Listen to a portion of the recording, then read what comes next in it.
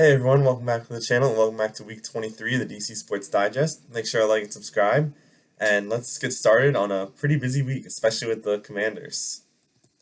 So for the Nationals, we went 6-2 this week in spring training. I think we ended off the week with like a 6-game winning streak or something, so pretty good end of the week. The only loss came in that streak, which technically doesn't really count in the streak, is the spring breakout game with all our prospects. So even though we lost, I think we got a good showcase of some of the prospects. I think that's a good idea. They should keep doing for years to come.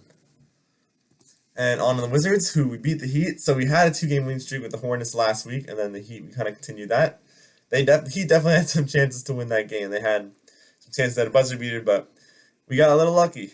They lost to Grizzlies and Rockets. Did not really play well in either of those games. So we'll see if we can turn it around this week with the Bulls, Celtics, Rockets again, and the Kings. On to the Capitals. We lost to the Jets and the Oilers, but we did beat the Blackhawks and the Kraken. And somehow, some way, we are still only 5 points out of the wild card or third place in the Metro. Both those teams. I think the Flyers and the Lightning, they both have 76 points. We have 71. So playoffs realistic? I still don't think so. We have a tough schedule. We got the Bruins twice. We got the Canucks are pretty good. We got the Hurricanes twice, I think. So that's gonna be tough. Yeah, like I was saying this week with Canucks, Flames, Maple Leafs, and Hurricanes, we got to see Kuznetsov on his new team. That'll be interesting. And yeah, that's all for the Capitals. And last but not least, the other ones were pretty short, but this one will be pretty long because free agency started on Monday, and overall across the league it's been crazy. But we have definitely signed the most players, and we still probably have near the most cap space. We have probably 60 to 70 million of it left, which is just kind of crazy. So I'm gonna try to recap everything as best as I can. I'll go kind of down the list here, maybe jumping around a little bit for each position. So start with the quarterback position. We signed Marcus Mariota. As Jacoby Brissett left for the Patriots.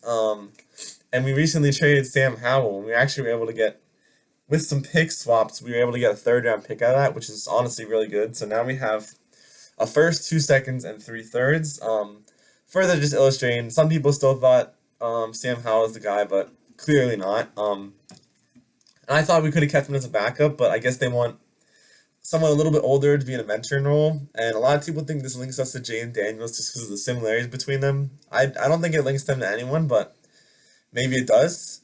But yeah, I think it's really more just for a mentoring role, because if it was about the money, they would have stuck with Sam Howell. Yeah, and then we got Austin Eckler as Antonio Gibson also left for the Patriots. We got Austin Eckler, who's kind of going to fill that similar role. Really solid signing, also very cheap. 2 years, 11 million is like the max contract. Like that's a really solid contract for someone with the potential as him. I mean, he is a little bit older, but like the contract is really good, so that's why kind of happy. Going kind of by the positions, Curtis Samuel left, so we'll definitely have a need at receiver. See if we can do that in the draft, or there's still more time in free agency.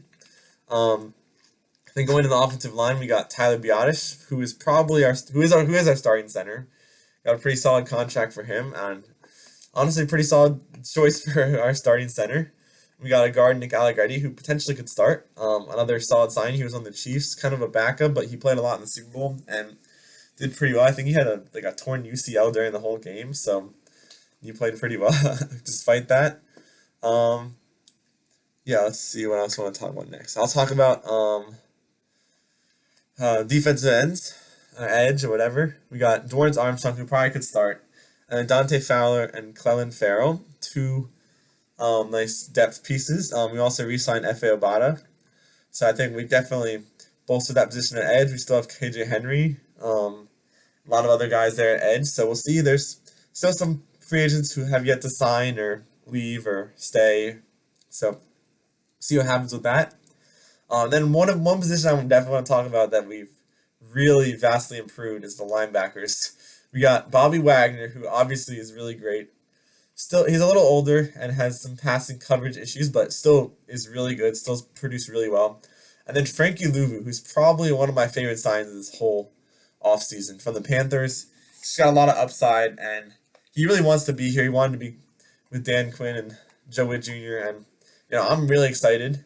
he is just going to be great. Our linebacker room has been much improved, and we luckily got Cody Barton out of here. He signed a deal with Denver.